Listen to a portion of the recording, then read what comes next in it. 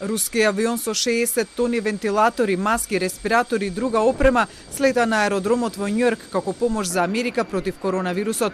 Помошта треба да го пополни недостигот на медицинска заштитна опрема, која беше договорена меѓу американскиот и рускиот претседател Трамп и Путин во телефонски разговор пред неколку дена. Стеј департментот пак денеска излезе со изјава дека медицинската опрема од Русија за САД не е подарок, туку е купена врз основа на договорот меѓу двајцата претседатели. Стеј департментот не соопшти колку САД ја платиле медицинската опрема која е предадена на Сојузната агенција за управување со кризни ситуации во Њујорк. САД денеска регистрира повеќе од 5000 нови случаи со коронавирус, а вкупната бројка се искачи на 215.000. Најлоша е состојбата во Њујорк, каде се заболени 47.500 лица со 1300 смртни случаи. Во Европа жаришта на пандемијата продолжуваат да бидат Италија и Шпанија, каде веќе се регистрирани вкупно 214.000 позитивни на COVID-19 и над 22.000 починати. Инаку поради кризата од COVID-19 во Шпанија од 12 март до денеска без работа останале 900.000 работници.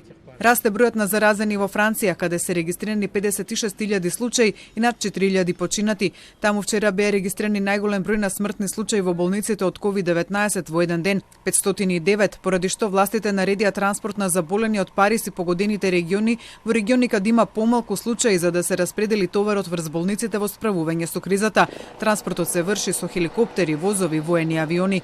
Во Словенија пак собранието денеска ќе ја започне расправата за така наречениот мега корона закон вреден 3 милиарди евра. Законот предвидува финансиска помош за граѓаните и компаниите кои трпат големи загуби поради епидемијата на коронавирусот. Во Грција пак каде бројот на заболени е поголем од 1400, Грчката православна црква соопшти дека литургиите за време на неделата пред Великден во црквите ќе се одржат за затворени врати, без разгласни уреди и без биење на камбаните. Инаку во целиот свет бројката заболени од новиот коронавирус се приближува кон 1.050.000 починати.